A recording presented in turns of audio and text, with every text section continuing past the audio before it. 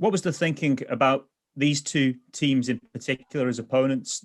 Because I guess you want to strike a balance in these warm-up games and you want to build morale, but also you want to make sure you don't go into a tournament undercooked.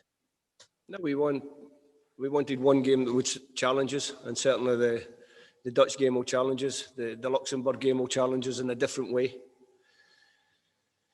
The way the Dutch play is not dissimilar to the style of play that certainly England and maybe a little bit Croatia will play as pot one or number one seeded teams. So should be a good workout for us in terms of the friendly, and a good workout for us in terms of the games coming up in the tournament.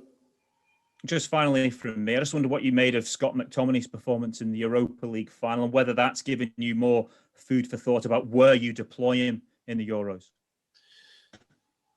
First of all, I thought if there was one player on the pitch that didn't deserve to be on the losing team, it was Scott McTominay. Outstanding. He's had a few days break now. He'll join up with the squad when we get to Portugal, him and Billy Gilmer. And it'll be good to get them on board. In terms of thoughts for the tournament, is Scott's performance in midfield for Man United didn't surprise me.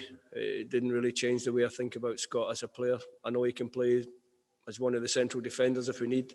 He's proved that. And I know also that he can be a fantastic player for us in midfield. So what a good player to have in your squad.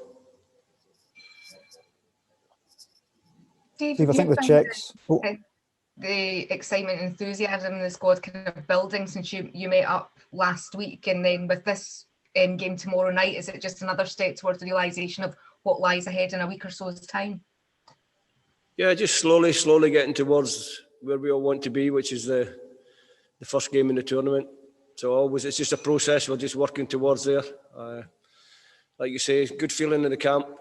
Obviously, a little bit of deflation when you get the news about John. Everybody feels that a little bit, but it's come early enough, and it shouldn't affect our preparation too much. And in terms of these games coming up, is it a balancing act for you between giving people game time, but also working on that plan for the Euros, and not just giving certain players time so they've had time on the pitch? I'm actually happy with in terms of preparation for the Euros. I'm just as happy with the time I get on the training pitch working with players, because you can tie down one or two little things that maybe you can look at in the games. All the players for all the positions, hopefully, whether they're playing the friendly games or not, will understand their role within the team. That's what we use these pre-camps for, is to make sure that everyone's ready, and hopefully most of them, if not all of them, will get at least some minutes in the two friendly games, which will stand them in good stead for the tournament. Steve, the Czechs and the Croats have moved, or rather staying at home, rather than coming to Scotland for preparation camps. Does that open any possibilities up for you in terms of being based in Scotland, or did you always think that you wanted to go to the north of England just to get away from kind of Scotland and all the hype and all that kind of stuff? No, I think that decision was sort of taken out of our hands, because the Czechs and the Croats had the best bases tied up in Scotland. So we've done our preparation. We're tied into the deal at Rockcliffe in the Middlesbrough training ground, and we're absolutely delighted with the facilities there, and we look forward to both being in the hotel and using the fantastic facilities at Middlesbrough. And you think that can even maybe advantage you, just being that wee bit removed? I don't know, is the honest answer to that one. It will certainly take us away a little bit from the spot. It will certainly take us away a little bit from the spotlight that might have been on us if we'd stayed in Scotland.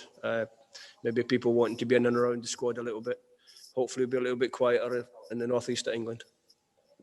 The spotlight, I think, is on the trophy today. I think it's been taken around schools and stuff in Glasgow. The closer we get, does your kind of excitement levels raise, and the kind of the hope and the expectation that's back here, I suppose, of a good tournament for Scotland? No, I think it's fantastic that one of the benefits is that you get the trophy going around the schools. All the young kids can see it. They'll get excited. Hopefully, they'll get even more involved in football than they might have been in the future. We get more good players, good people, or good young boys and girls, hopefully, all wanting to take part in football and make the country stronger in the future. For us in camp is is to be professional, to prepare for the game. The excitement of the tournament will take care of itself once we get into the games, and the magnitude and the level and all the hype that goes with it. We'll know we're in a big tournament, and it's great. It's great for everybody to have that to look forward to. Steve, how amazing was it for you to see a Scot and indeed a fellow Ayrshire get his hands on the European Cup? I only caught the end of that, but I think you're asking me, am I happy for Billy? Yeah, I'm delighted for him, and also delighted for my old club. People forget I spent a lot of time at that club, so it was great to see them win the trophy again. I thought they were good on the night. I'd like to see Billy get 5 minutes on the pitch, but that wasn't to be. Listen, great experience for him. I'm sure he enjoyed his time there. Spoke to him on the phone the other day. He seemed quite happy. A couple of days back in London, then he's flying out to Portugal to meet up with the team, and he's really excited and looking forward to being with us, as we are looking forward to working with Billy. Steve, with Billy joining up with the squad in Portugal, when you bring him in, and then Nathan Patterson and David Turnbull, you've worked with a lot of the players for 2 years now. How much does that, young, fresh energy help the group?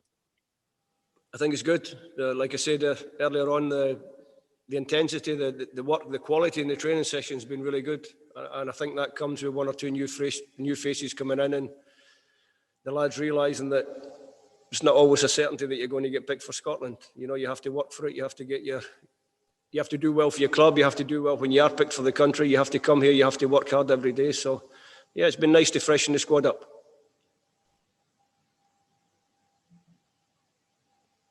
Sounds like silence to me. Just we spoke. Steve, we saw Ian Maxwell talking about your contract situation yesterday. I mean, how much a sort of bonus for you that you've already got the chief executive of the SFA sort of looking to sort of tie you down for longer? He's so impressed with the job that you've been doing. I haven't even seen that one, to be honest. I've got to be honest, I haven't seen that one. Not sure where that came out. If Ian's thinking that way, then that's nice. But it's not about me. It's about the country and about the team doing well at the Euros. Steve, this is a long camp. So I was just going to ask you one thing, Steve. This is a long camp. When the squad is not on the training pitch, what is it you're looking for in their behaviour when you're looking at individuals? I want them to behave well, as you would expect. Listen, there's plenty to do here on campus. I've seen one or two down, chipping a few balls on the driving range. We did have a team golf day the other day. There's a swimming pool, there's tennis courts. There's lots to do. So you just want them to mingle, obviously not too closely because of the COVID situation, but to enjoy each other's company, feel comfortable in the group, and be ready to support each other through a long tournament.